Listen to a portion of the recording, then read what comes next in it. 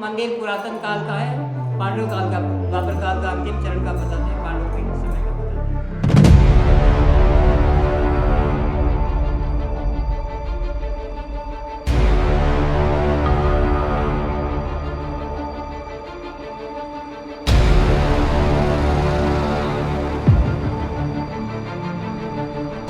महाराणा आमेर से भी इनका इतिहास जुड़ा हुआ है। उसके बाद में महाराणा सांगा का भी इतिहास जुड़ा है। महाराणा की सांगा की प्राण रक्षा इस मंदिर में शरण लेने से हुई थी और उनको बचाने में जालोर के वीर विदा राठौर यहाँ शहीद हो गए थे। उनका स्मारक बना हुआ है।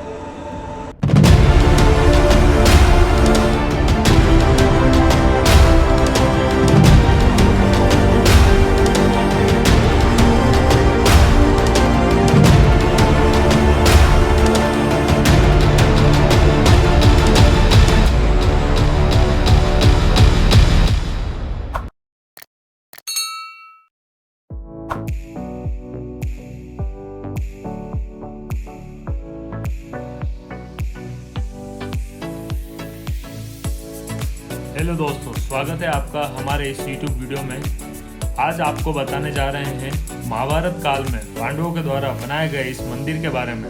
तो दोस्तों, वीडियो को पूरा अंत तक देखें और वीडियो आपको कैसा लगा कमेंट बॉक्स में ज़रूर बताएं। साथ ही वीडियो को लाइक, शेयर और चैनल को सब्सक्राइब करना ना भूलें ताकि हमारे लेटेस्ट वीडियो अपडेट आपको मिलते रहें। चलिए रुक करते हैं।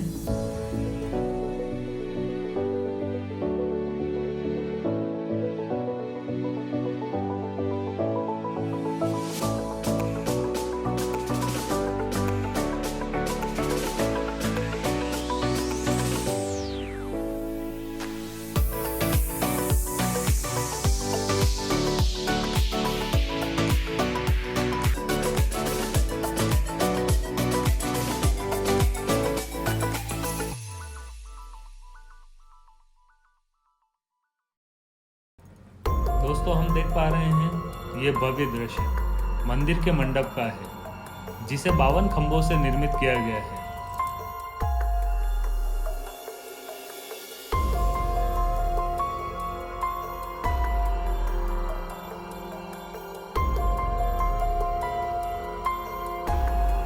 मंदिर की भव्यता, कलात्मक रचना बहुत ही सुंदर दर्शाई गई है।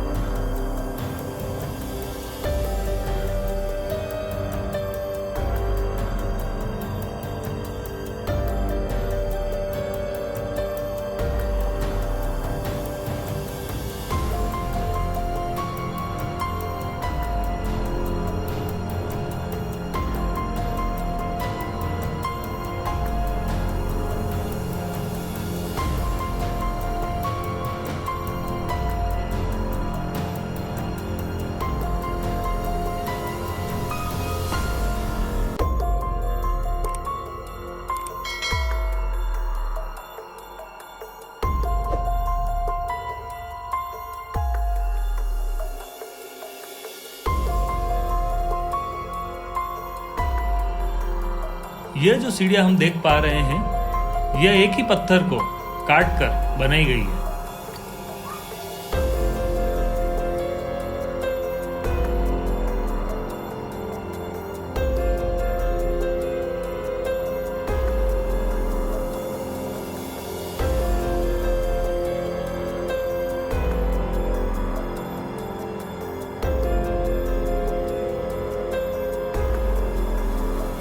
जैसा कि मंदिर के ऊपरी भाग पर हम आ चुके हैं, तो यहाँ पर हमें पांडवों द्वारा निर्मित मुख्य मंदिर के शिखर को इस गलियारे से देखा जा सकता है।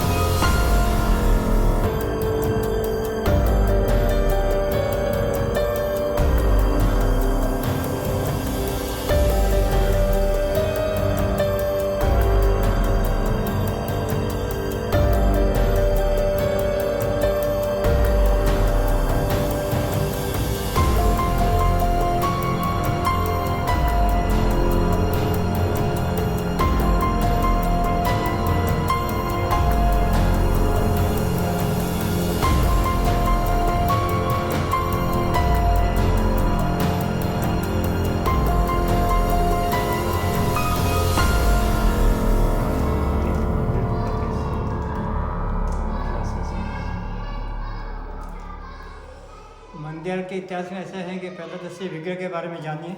जी सर।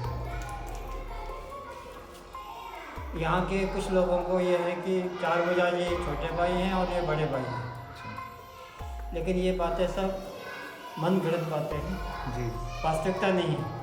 अच्छा। सच्चाई है कि जो सौराष्ट्र में द्वारकाधीश का विग्रह है जी। मुख्य मंदिर में, जी। वही हो वो विग्रह 4 भुजा जी का और रूपनारायण जी का है। अच्छा। विशेषता क्या है, यहाँ पर रुक्मिणी जी और सत्यभामा के साथ में भगवान विराजमान है। अच्छा। पुराना नाम इनका रूप चतुर्भुज नाम था, फिर कालांतर में इनका नाम श्री रूपनारायण जी हो गया। अच्छा। तो रूपनारायण जी ये विशेषता ये है कि यहाँ पर पूरे भारत में रुक्मिणी सत्यभामा के साथ में भगवान कृष्ण का कोई विग्रह नहीं है, जहाँ तक मेरी जानकारी है। जी। और 4 भुजा जी में अकेले विराजमान है, यहाँ रुक्मिणी सत्यभामा दोनों रानियों के साथ में विराजमान है। ये विशाल मंदिर होने से पुराने लोगों ने कहा कि बड़ा मंदिर है, ये बड़े भाई हैं, छोटा मंदिर ज़्यादा छोटा भाई है। तो ऐसे कहते कहते परंपरा चल गई। जी। ठीक है। जी। फिर जब ये क्षेत्र है, पिछला हुआ क्षेत्र है, पर्वतीय क्षेत्र है, जी सर। यहाँ शिक्षा का अभाव था, जी सर। तो यहाँ के पुजारी लोग भी शिक्षित नहीं थे, पढ़े लिखे नहीं थे, जी। और वो परंपरा कहते आए बड़े भाई छोटे भाई, बड़े भाई छोटे भाई, वो परंपरा चली आ रही चल गई। अच्छा। अब जब बुद्धि का विकास हुआ, समझ में आया कि बड़े भाई तो बलदेव जी थे, जी। तो 4 भुजा जी के पुजारियों ने अपना इतिहास बनाया जी। कुछ वर्षों पूर्व ही। जी। तो उन्होंने अपने इतिहास में लिख दिया कि सेवंतरी में बलदेव जी का मंदिर है, जो रूपनारायण जी हैं वो बलदेव जी हैं। अच्छा। तो सारे महेश्वरी समाज हैं, यात्री लोग हैं, दर्शनार्थी, वो इनको बलदेव जी समझने लगे। जी। वास्तविकता किसी को पता नहीं। अच्छा। जब हमने धर्म ग्रंथों का अध्ययन किया है जी। और इतिहास के पन्नों का भी अध्ययन किया है, जी। तो उसमें ये पाया गया कि रूपनारायण जी और 4 भुजा में फर्क ये है कि 4 भुजा जी में अकेले कृष्ण हैं और यहाँ पर रानियों के साथ में हैं। और रुक्मिणी सत्यभामा की जो कथा है वो भविष्योत्तर पुराण में है, और मुंबई का हेमराज करंदास प्रेस का व्रतराज ग्रंथ है, जी। उसमें पेज नंबर 639 से 644 तक रुक्मिणी सत्यभामा की कथा है। कौन सा ग्रंथ का नाम बताया आपने एक बार आपने? व्रतराज ग्रंथ। व्रतराज ग्रंथ। दोस्तों, व्रतराज ग्रंथ। व्रतराज ग्रंथ हेमराज कृष्णदास प्रेस का व्रतराज ग्रंथ जो मुंबई प्रेस का है, जी। उसमें पेज नंबर 639 से जी। 644 तक जी। रुक्मिणी और सत्यभामा की कथा है। बढ़िया। उसमें ये वसुरूपा द्वादशी व्रत के अंतर्गत कथा है। जी। उसमें ये बताया गया कि एक बार दुर्वासा मुनि ने लक्ष्मी जी को श्राप दे दिया था अच्छा। कि कुरूपा भव। अच्छा। जब लक्ष्मी ने क्षमा याचना की तो दुर्वासा मुनि ने कहा कि मेरा कहा हुआ अन्यथा नहीं हो सकता, जी। मेरा कहा हुआ मिथ्या नहीं हो सकता। आपको इस स्वरूप, ये विकृत स्वरूप का जो स्वरूप है, अन्य जन्म में, अन्य अवतार में ये प्राप्त होगा आपको। अच्छा। तो उसके बाद में लक्ष्मी का एक स्वरूप सत्यभामा के स्वरूप में अवतरित हुआ था, जी। जो विकृत स्वरूप था। अच्छा। ये कथा भविष्योत्तर पुराण में है, और भविष्योत्तर पुराण से व्रतराज ग्रंथ में अच्छा। उन्होंने प्रकाशित किया। तो ये प्रमाणित है। दूसरा है कि रुक्मिणी सत्यभामा की कथा को श्रीमद् भागवत महापुराण में विस्तार नहीं दिया। उसमें भी रुक्मिणी के बारे में ये कहा है कि लक्ष्मी स्वरूपा ही है। जी। तो भागवत महापुराण के 10वें स्कंद के अध्याय 80 और अध्याय 81 में सुदामा चरित्र है। उसके श्लोक नंबर 26 और श्लोक नंबर 10 में रुक्मिणी को लक्ष्मी स्वरूपा ही बताया गया। तो ये प्रमाणित है।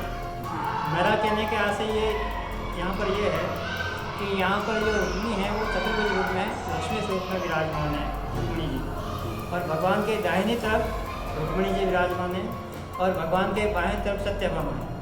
तो सत्यभामा का जो स्वरूप है वो विकृत स्वरूप है। जी। उनके हाथ, पैर, नाक, कान, आँख, गिरवा, कमर सब विकृत है। तो ये इसका प्रमाण भविष्योत्तर पुराण में है और भट्टराज ग्रंथ से है। जी। तो ये प्रमाणित हैं दोनों विग्रहों का। दूसरी बात है कि रूपनारायण जी नाम होने से बहुत सारे लोग इनको विष्णु का विग्रह समझते हैं। जी। कुछ लोग श्रीदेवी और भूदेवी कहते हैं। जी। विष्णु के चतुर्भुज स्वरूप में और कृष्ण के चतुर्भुज स्वरूप में जो फर्क है, इसमें जो अंतर है स्वरूप में, जी। वो मैं आपको बताता हूँ। जी। कि विष्णु का जो चतुर्भुज स्वरूप है, शंख चक्र गदा पद्म, जी।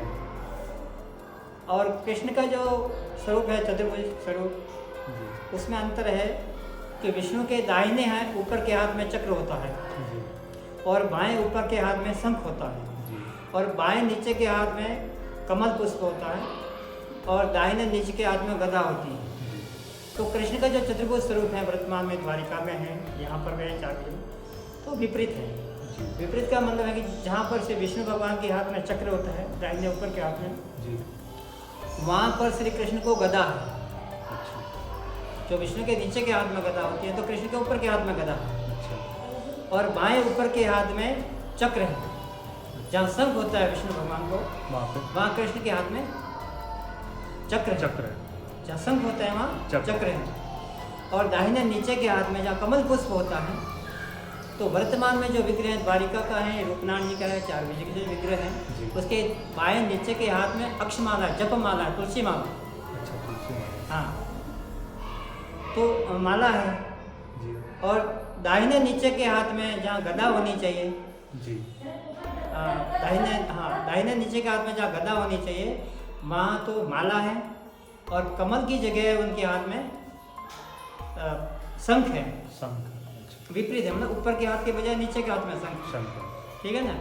तो एक कृष्ण के स्वरूप में और विष्णु के स्वरूप में ये अंतर है, इनको सब लोग नहीं जानते।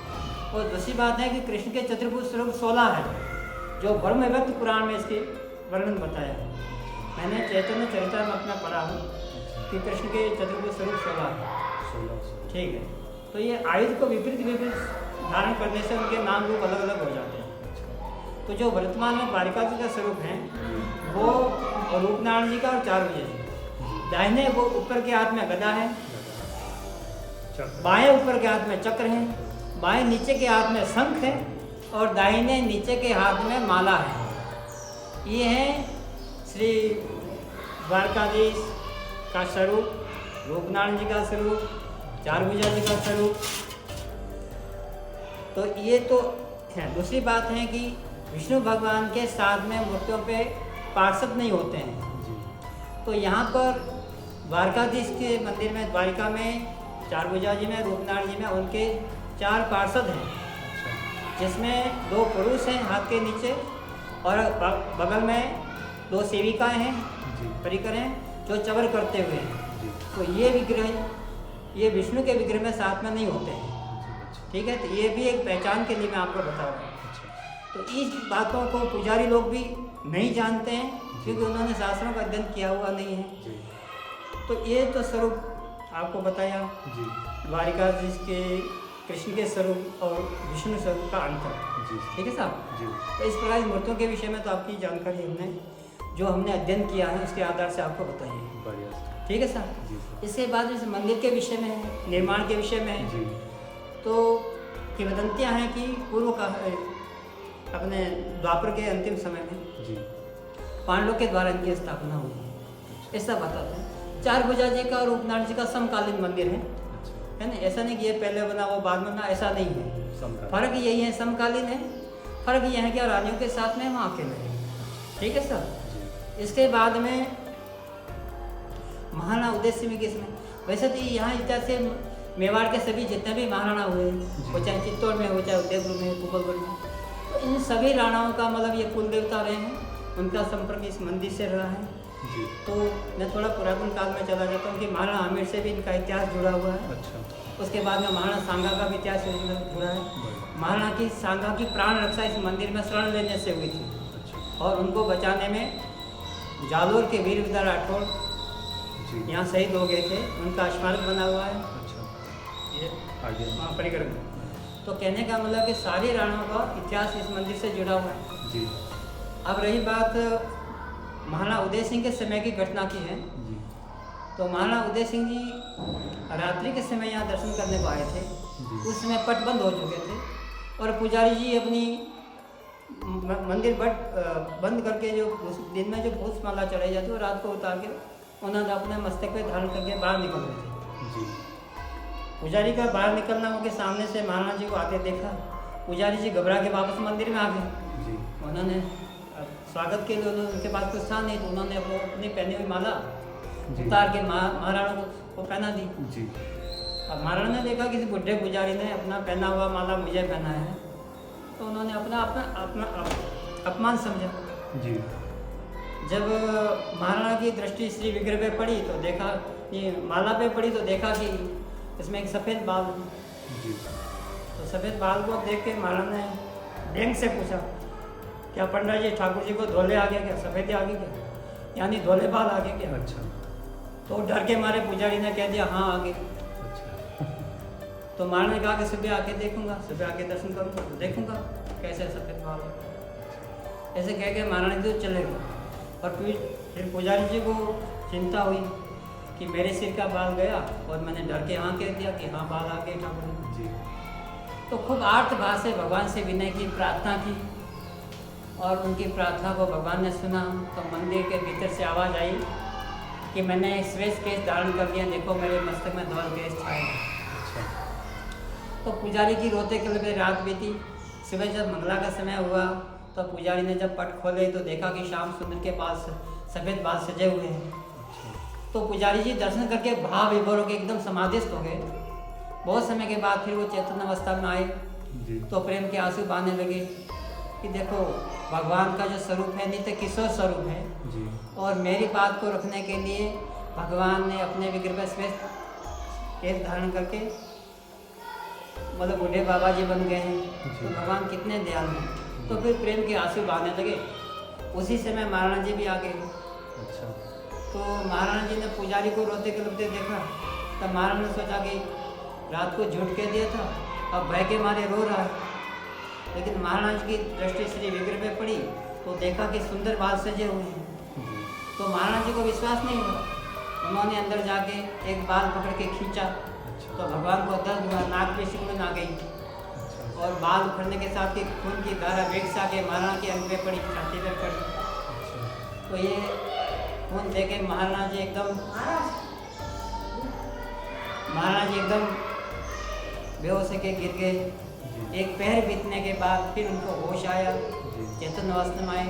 उन महाराणा जी ने क्षमा याचना की तो ठाकुर जी की आज्ञा हुई, रूपनारायण जी की आज्ञा हुई कि अब यहाँ के राणाओं को यही दंड है, जो राजगादी बैठा करे वो हमारे दर्शन को ना आया करे। उसके बाद में मेवाड़ का कोई भी महाराणा राज तिलक होने के बाद में यहाँ दर्शन करने को नहीं आते हैं। ये परंपरा बनी हुई है और अभी भी नहीं आते हैं। और उनके परिवार के सब आ सकते हैं, लेकिन जो राज तिलक होने पर जो राजगद्दी बैठता है वो नहीं, गद्दीदारी है वो नहीं आते हैं। तो ये ऐतिहासिक घटना भक्तमाल श्री नाभाजी कृत भक्तमाल ग्रंथ है जो लखनऊ प्रेस का ग्रंथ है, उसमें पेज नंबर 434 पर ये घटना है। अच्छा। ठीक ना। और दूसरे गीता प्रेस का कल्याण अंक नंबर 26 पेज नंबर 606 पुराना अंक। और इसमें ये केसों की घटना का वर्णन है। और ये घटना विक्रमी संवत 1617 फाल्गुन सुदी दसम सोमवार के दिन की ये घटना है। कि ताम्रपत्र के आधार से मैं आपको बता रहा हूँ। ठीक है सर। तो इस प्रकार ये घटना हुई और ईस्वी सन 24 फरवरी 1561 की बात है। अच्छा। ठीक है सर। तो ये ऐतिहासिक घटना है और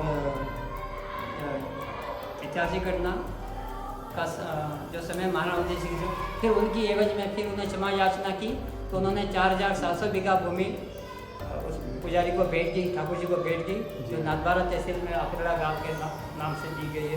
अच्छा। वहाँ पर यहाँ पुजारी जाके वहाँ बसे हुए वहाँ भी रहते हैं। अच्छा। वहाँ भी रूपनारायण जी के छोटे मंदिर हैं। तो ये ऐतिहासिक घटना महाराणा समय की बात है। तो इस विषय में नाभाजी कृत भक्तमाल में वाणी है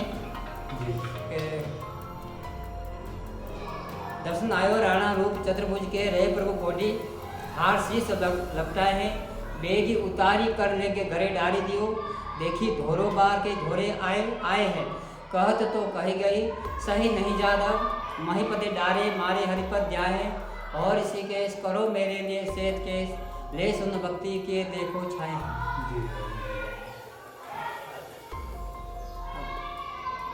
देखो छाए हैं, देखो छाए हैं। मानी राजा त्रास दुख राशि सिंधु बूढ़ो भूतो सुनिखे मिठास मानी मानी मानो फेरी जियो है। भरी आंखें नीर सेवा लेस मैंने क्यों है। बड़े ही दयालु भक्त प्रतिपाल करे मैं तो हूँ अभक्त ए पे सकुचायो यो है। झूठे हूँ संबंध ते नाम लीजिए मेरे जू ताते सुख साज दर्शाए दियो है।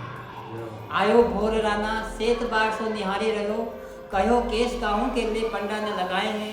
कैंची लियो तामे एक खेची के चढ़ाई नाक रुधिर की धार नरभंग छिड़काए हैं। गिरो भूमि मूर्छावे तन के कचो शुद्धि जाके जाम बीते अपराध कोटि गाए हैं।